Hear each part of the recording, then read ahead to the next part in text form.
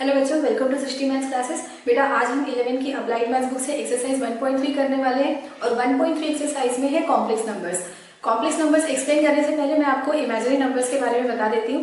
Imaginary numbers समझने के लिए आप एक चीज़ समझ सकते हैं कि 10 तक जितने भी नंबर्स के बारे में आपने देखा है, सुना है, पढ़ा है किसी भी बुक में, चाहे वो मैथ्स बुक हो या साइंस बुक, सोशल की बुक, जितने भी नंबर्स के बारे में आप 10 तक जो पढ़ते हैं वो सारे रियल नंबर्स होते हैं। जैसे मैं आपको एक इक्वेशन का एग्जांपल लेकर बता रही हूँ, x² - 1 = 0। ये है एक क्वाड्रेटिक इक्वेशन। इस इक्वेशन को अगर हम सॉल्व करेंगे तो x² = 1, ये x² की वैल्यू होगी, फिर जब स्क्वायर रूट लेंगे तो प्लस एंड माइनस 1। इस तरह से इसके 2 रूट्स मिल रहे हैं, +1 एंड -1, +1 एंड -1, ऐसे 2 रूट्स मिल रहे हैं। अब इसको सॉल्व करने के अलग अलग भी तरीके हो सकते हैं, जैसे फैक्टराइज करके भी सॉल्व कर सकते हैं, जो आप 10 तक सीख चुके हैं। तो इस तरह से ये दो फैक्टर्स मैंने लिख लिए। ये दोनों फैक्टर्स कहाँ से आए, आपको पता ही है, आइडेंटिटी होती है a² - b² = a + b × a - b। ये मैंने आइडेंटिटी अप्लाई कर दी इस इक्वेशन के लिए। तो इस तरह से दो फैक्टर्स मिल गए। इसके बाद हम क्या करते हैं, एक फैक्टर को 0 से इक्वेट करते हैं, तो इस तरह से भी हमको x की वैल्यूज मिल जाती है। तो सॉल्व करने के अलग अलग मेथड है जो 11th में आपने पढ़े हैं। तो ये जो मैंने इक्वेशन लिखा है x² - 1 = 0, इसके हमको ये दो रूट्स दिखाई दे रहे हैं, +1 एंड -1। ये दोनों नंबर्स कैसे हैं, रियल नंबर्स है। मैंने आपको पहले बताया कि 10 तक जितने भी नंबर्स के बारे में आपने जाना सुना पढ़ा है वो सारे रियल नंबर्स होते हैं। लेकिन अब मैं एक और इक्वेशन यहाँ पर लिख रही हूँ और उसके रूट्स हम देखेंगे कि किस तरह से होते हैं, x² + 1। अब यहाँ पे मैंने साइन कौन सा अप्लाई किया है, बीच में प्लस का। जब ये +1 राइट हैंड साइड में जाएगा तो वैल्यू क्या आ जाएगी, -1। तो 10 तक के बच्चों को हम ये बताते हैं कि इस तरह के जो इक्वेशंस होते हैं इनके रूट्स एग्जिस्ट नहीं करते हैं, और एक्चुअली इनके रियल रूट्स एग्जिस्ट नहीं करते, लेकिन इमेजिनरी रूट्स होते हैं। जैसे ये -1 है, x² की वैल्यू -1 है, अगर हम x फाइंड करेंगे तो क्या होगा, x = √−1 लिखना पड़ेगा। और √−1 के बारे में अब तक आप नहीं जानते थे, लेकिन अब आप समझ लीजिए कि ये भी कोई नंबर होता है जिसको हम कहते हैं इमेजिनरी नंबर। और इस वैल्यू को, ये √−1 जो लिखा हुआ है, इसको हम रिप्रेजेंट करते हैं i से, और i होता है आयोटा। आयोटा इसका फुल नेम है, लेकिन इसको शॉर्ट में हम i से रिप्रेजेंट करते हैं। इस वैल्यू को इमेजिनरी नंबर बोला जाता है। जैसे अभी कुछ और नंबर्स मैं लिखकर बताती हूँ, √−4, √−16। 10 तक बच्चों को ये बताया जाता है कि स्क्वायर्स आर ऑलवेज पॉजिटिव, या फिर उनको ये भी बोल देते हैं कि square roots of negative numbers do not exist. लेकिन अब आपको ये समझ लेना बेटा कि नेगेटिव नंबर्स के स्क्वायर रूट्स भी होते हैं, लेकिन वो इमेजिनरी होते हैं, ठीक है। और इमेजिनरी नंबर्स एक्चुअली एग्जिस्ट नहीं करते, इसलिए उनको बताया नहीं जाता है 10 के बच्चों को। तो अब देखिए, जैसे ये 4 -4 का स्क्वायर रूट में फाइंड आउट कर रही हूँ, तो ये वैल्यू आएगी 2i। और ये 2i कैसे आ रहा है, इस -4 को हम ऐसे लिख सकते हैं, √−1 × 4, और फिर इस -1 को अलग से लिखेंगे और 4 को अलग से, दोनों के स्क्वायर रूट के साइन सेपरेट अप्लाई कर लिए। तो ये जो √−1 है, this is iota, and √4 is 2। तो इस तरह से -4 के भी हमको दो स्क्वायर रूट्स मिल रहे हैं, और हमेशा हम प्लस माइनस साइन को अप्लाई करते ही है जब भी किसी नंबर का स्क्वायर रूट फाइंड करते हैं। तो ये मैंने आपको अभी तो बताया है इमेजिनरी नंबर के बारे में। अब कॉम्प्लेक्स नंबर्स क्या होते हैं, तो कॉम्प्लेक्स नंबर्स की डेफिनेशन होती है, the numbers of the form a + ib are called complex numbers. जो भी नंबर्स a + ib के फॉर्म में होते हैं उनको हम कॉम्प्लेक्स नंबर्स कहते हैं। और कॉम्प्लेक्स नंबर्स इसलिए भी बोलते हैं कि ये मिक्स्ड फॉर्म में है, मतलब यहाँ पे हमको कुछ रियल नंबर भी दिखाई देगा और इमेजिनरी नंबर भी दिखाई देगा। a और b ये हमेशा कोई भी रियल नंबर्स होंगे। कॉम्प्लेक्स नंबर्स की पूरी डेफिनेशन कैसे बनेगी, the numbers of the form a + ib are called complex numbers where a and b are real numbers. a b किस तरह के नंबर्स है, रियल नंबर्स। तो अब देखिए बेटा, यहाँ पर मैंने आपको ये a + ib फॉर्म तो बता दिया, इसमें एक पार्ट प्योरली रियल दिखाई दे रहा है। a के साथ कोई सा भी आयोटा मल्टीप्लाइड नहीं है, आयोटा ही इमेजिनरी होता है ना, √−1 को हम आयोटा कहते हैं। तो a के साथ हमको कोई भी आयोटा दिखाई नहीं दे रहा है, लेकिन b के साथ आयोटा मल्टीप्लाइड है। तो इस तरह से किसी भी कॉम्प्लेक्स नंबर के दो पार्ट होते हैं। कौन कौन से पार्ट्स दो होंगे, एक तो है रियल पार्ट और second imaginary part. A B दोनों रियल नंबर्स है, लेकिन इसमें ए को हम क्या कहते हैं, real part of complex number, और ज्यादातर कॉम्प्लेक्स नंबर्स को z से डिनोट किया जाता है। तो यहाँ पर हम लिखेंगे real part, a is real part, और शॉर्ट में इसको इस तरह से लिखा जाता है RE ऑफ z। ठीक है, आपको समझ में आ रहा होगा। मैं अभी सिर्फ रियल पार्ट के बारे में बता रही हूँ। रियल और इमेजिनरी दोनों पार्ट से मिलकर कोई सा भी कॉम्प्लेक्स नंबर बनता है। तो a जो है वो रियल पार्ट है z का, मतलब इस कॉम्प्लेक्स नंबर का, और सिंबॉलिकली इसको किस तरह से रिप्रेजेंट किया जाता है, REZ इक्वल्स टू a। जैसे 3 + 2i लिखा हुआ है, कोई कॉम्प्लेक्स नंबर है z, 3 + 2i, और इस क्वेश्चन में अगर पूछा जाए व्हाट इज REZ, तो REZ की वैल्यू क्या होगी, इसमें जो रियल पार्ट है वो ही REZ हो जाएगा। ठीक है, तो ये मैंने a के बारे में बताया। और b क्या होगा, b कहलाता है इमेजिनरी पार्ट, इमेजिनरी पार्ट, और इसको सिंबॉलिकली किस तरह से रिप्रेजेंट किया जाता है, IMZ, IM of Z is B, real imaginary part of Z is B। तो इस तरह से कॉम्प्लेक्स नंबर के बारे में मैंने आपको एक्सप्लेन कर दिया। अब यहाँ पर कुछ और भी टर्मिनोलॉजी है जो आपको सीखने की जरूरत है, तो मैं 1 बाय 1 वो सारी चीजें आपको एक्सप्लेन कर देती हूँ।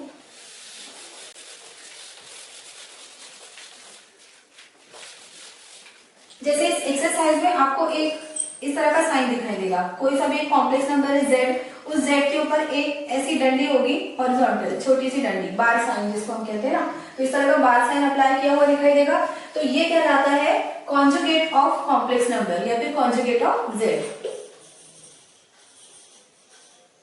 Conjugate of z। तो अब इसका मतलब क्या होता है मैं आपको ये बता देती हूँ। जैसे z के लिए मैंने आपको बताया कि हम इस तरह से एक्सप्रेस करते हैं किसी भी कॉम्प्लेक्स नंबर को, a + i जिसमें रियल पार्ट और इमेजिनरी पार्ट दोनों दिखाई दे रहे हो, इस तरह से हम रिप्रेजेंट करते हैं, और इसी को किसी भी कॉम्प्लेक्स नंबर का स्टैंडर्ड फॉर्म भी बोला जाता है। ये जो a + i भी लिखा हुआ है वो स्टैंडर्ड फॉर्म भी कहलाता है। अभी जब अपन क्वेश्चंस करेंगे तो वहां पे इस तरह के सारे टर्म्स आएंगे, तो आपको ये सब चीजें याद भी रखनी चाहिए कि स्टैंडर्ड फॉर्म क्या होता है। अब उसमें नेक्स्ट टर्म आ रहा है कॉन्जुगेट। कॉन्जुगेट ऑफ z क्या होता है, जब हम किसी भी कॉम्प्लेक्स नंबर का कॉन्जुगेट फाइंड करेंगे तो वहां पर सिर्फ आयोटा का साइन चेंज कर देना है। अगर पॉजिटिव है तो आप नेगेटिव कर लेंगे और नेगेटिव है तो पॉजिटिव, तो हमको क्या चीज मिल जाएगी, कॉन्जुगेट मिल जाएगा। Suppose z equals to 2 + 3i लिखा हुआ है, तो इसका कॉन्जुगेट बनेगा 2 - 3i, क्योंकि हमने i का साइन चेंज किया।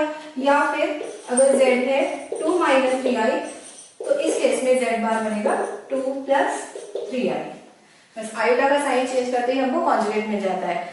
फिर इस और भी काफी सारे टर्म्स है, तो इसमें से मैं एक मॉड्यूलस और बता देती हूँ, क्योंकि जो बिगनिंग के क्वेश्चंस है 1.3 एक्सरसाइज में, उसमें कॉन्जुगेट और मॉड्यूलस ये दो चीजें तो जरूर पूछी गई है।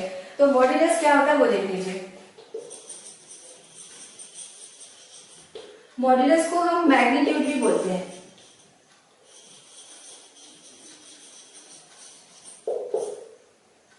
मॉड्यूलस ऑफ z, तो z से हम वही कॉम्प्लेक्स नंबर स्टैंडर्ड फॉर्म में सपोज कर लेते हैं, a + i भी स्टैंडर्ड फॉर्म ऑफ z है।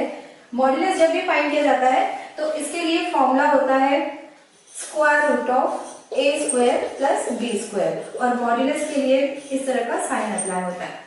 Modulus of z equals to √a² + b², means modulus or magnitude of any complex number is the square root of sum of squares of its imaginary and real part। किसी भी complex number के real और imaginary parts के squares के सम का square root जब लिया जाता है तब हमको मिलता है मॉड्यूलस। तो इस तरह से मैंने थोड़ा सा इसका थ्योरी पोर्शन आपको एक्सप्लेन कर दिया।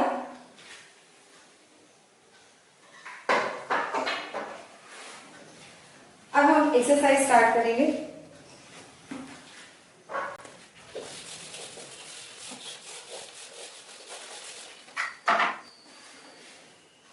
एक्सरसाइज 1.3, इसमें फर्स्ट क्वेश्चन है इवैल्यूएट द फॉलोइंग। तो इस फर्स्ट क्वेश्चन में 4-5 क्वेश्चंस है, तो इसमें से मैं 2-3 क्वेश्चंस करवा देती हूँ।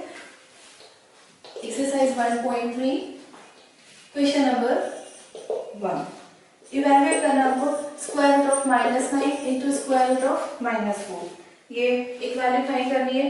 फिर इसमें से एक फोर्थ क्वेश्चन कर लेते हैं,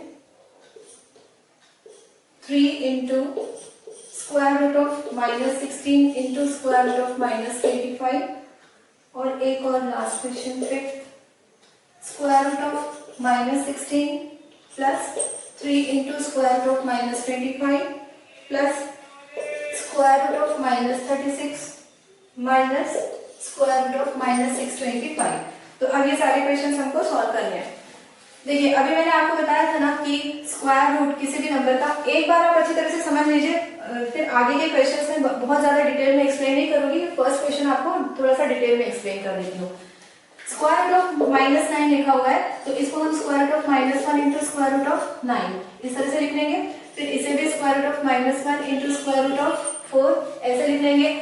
और मैंने अभी थोड़ी देर पहले आपको बताया था कि स्क्वायर रूट ऑफ -1 क्या चीज होती है, ये होता है आयोटा, जिसको हम आई से रिप्रेजेंट करते हैं। तो ये जो फर्स्ट नंबर है ये होगा i इंटू 3, 9 का स्क्वायर रूट 3 होता है, तो यहाँ पर i इंटू 2।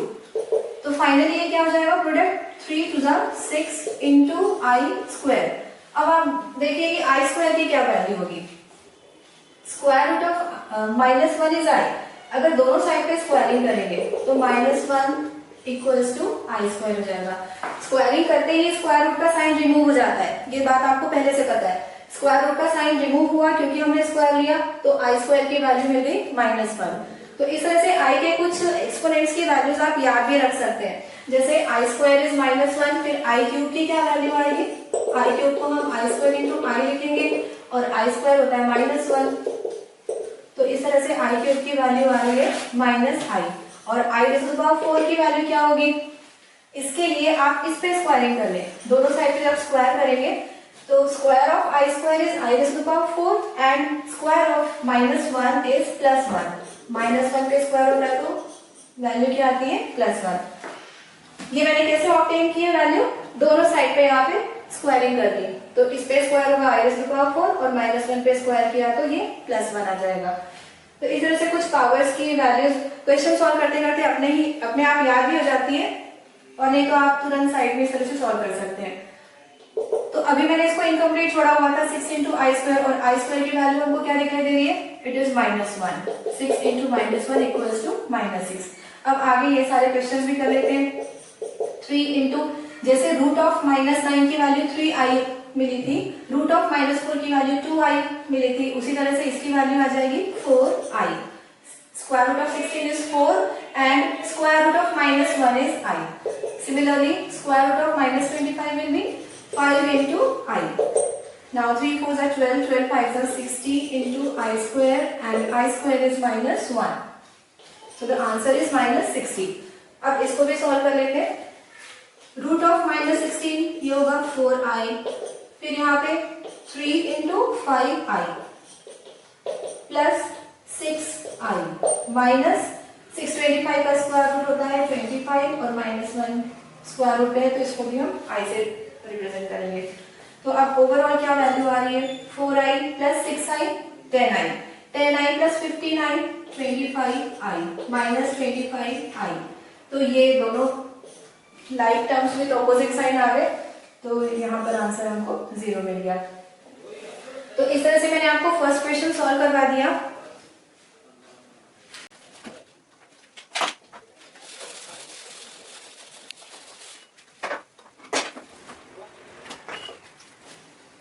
अब हम सॉल्व करेंगे second question. If z equals to -3 -i, find RE of z, IM of z, z bar and modulus of z। देखिए मैं क्वेश्चन यहाँ पे लिख देती हूँ। z की वैल्यू हमें दी गई है -3 -i, और क्या क्या चीजें फाइंड करनी है, RE of z, IM of z, z bar and modulus of z। तो ये इस तरह से हमको ये 4 वैल्यूज फाइंड आउट करनी है। तो RE ऑफ z क्या होगा, अभी मैंने आपको थोड़ी देर पहले बताया ही था कि जो कॉम्प्लेक्स नंबर होता है उसमें रियल और इमेजिनरी दोनों पार्ट्स मिक्स दिखाई देंगे, तो जो जिसमें i नहीं है वो real part of z। So this is -3 and IM of z imaginary part of z is -1। तो यहाँ पर आप थोड़ा सा एक और मतलब एक बात पे और ध्यान दीजिए, जब इमेजिनरी पार्ट हम किसी भी कॉम्प्लेक्स नंबर का लिखते हैं तो i वाले पार्ट को हमें देखना है, लेकिन i को नहीं लेना है। i को छोड़कर उसका जो कोएफिशिएंट है, कोएफिशिएंट मतलब i के साथ जो भी वैल्यू मल्टीप्लाइड है उसे हमें इमेजिनरी पार्ट में लेना है। तो यहाँ पर i के साथ क्या मल्टीप्लाइड है, i के साथ मल्टीप्लाइड है -1। So the imaginary part of this complex number is -1। तो इस तरह से ये दो मैंने फाइंड कर लिए। अब ये मैंने क्या बताया था, ये होता है कॉन्जुगेट ऑफ z, जिसको हम z बार से रिप्रेजेंट करते हैं। तो इसको भी ऑब्टेन करना बहुत सिंपल है। अगर कोई कॉम्प्लेक्स नंबर पहले से ही स्टैंडर्ड फॉर्म में है तो उसका कॉन्जुगेट लिखने में हमको कोई देर नहीं लगती, सिर्फ i का साइन चेंज कर देना है। जो भी i वाला पार्ट है उसका साइन चेंज कर देते हैं तो कॉन्जुगेट मिल जाता है। और लास्ट हमको इसमें क्या फाइंड करना है, मॉड्यूलस ऑफ z। और मॉड्यूलस क्या होता है मैंने आपको एक्सप्लेन किया ही था, it is the square root of sum of squares of its real and imaginary parts. Real part is -3, imaginary part is -1। Solve करेंगे 9 + 1, तो ये आ रहा है स्क्वायर रूट ऑफ 10। अब third question, if i equals to √-1। Third question में i के लिए explain किया है कि इट इज √-1, जो हम पहले से जानते हैं अभी। Then show that x + 1 + i into x + 1 - i equals to x² + 2x + 2। ये हमको प्रूफ करना है। तो कोई सा भी प्रूफ होता है तो हम क्या करते थे, 10th तक भी हम यही सब करते थे ना। आप लोग 10th के भी जब क्वेश्चन सॉल्व करते थे प्रूविंग वाले, तो क्या करते थे बेटा, लेफ्ट हैंड साइड लेकर सॉल्व करना स्टार्ट किया और राइट हैंड साइड मिल जाता था तो क्वेश्चन प्रूफ हो जाता था।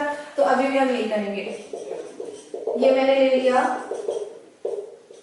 Left hand side x + 1 + i into x + 1 - i, और अब इसको सिंप्लीफाई करेंगे। तो जब अभी इसको सिंप्लीफाई करना है तो यहाँ पे फिर से मैं आइडेंटिटी यूज करने वाली हूँ, a + b into a - b = a² - b²। तो इस आइडेंटिटी को अप्लाई करने के लिए मुझे पहले ये जो x + 1 है ना, इन दो टर्म्स को एक सिंगल टर्म एज्यूम करना पड़ेगा इस तरह से, x + 1 + i into x + 1 - i। तो यहाँ पे मैंने क्या किया, इन दो टर्म्स को एक ब्रैकेट में ले लिया ताकि वो a की वैल्यू हो जाए और जो i है वो b की जगह पे आ जाएगा। मतलब आइडेंटिटी से जब इसको कंपेयर करेंगे तो a हमको दिखाई देगा x + 1 और b दिखाई देगा i। अब इसको आइडेंटिटी अप्लाई कर लेते हैं, a² - b²। Expansion of x + 1 the whole square, x² + 2 into x into 1 + 1² - i²। और यहाँ पर मैंने क्या किया आपको समझ में आ रहा होगा शायद, ये है identity a + b the whole square. a + b the whole square identity क्या होती है, it is a² + 2ab + b²। तो इस आइडेंटिटी की हेल्प से मैंने इस ब्रैकेट को एक्सपैंड किया है और ये लास्ट में है -i²। x² + 2x into 1 का तो कोई मतलब नहीं होता है, फिर ये +1। अब ये लास्ट टर्म क्या आएगा, i² इज -1। अभी थोड़ी देर पहले मैंने एक्सप्लेन किया था i² की वैल्यू -1 आती है, लेकिन एक साइन माइनस का पहले से ही सामने लगा हुआ है तो ये हो जाएगा +1।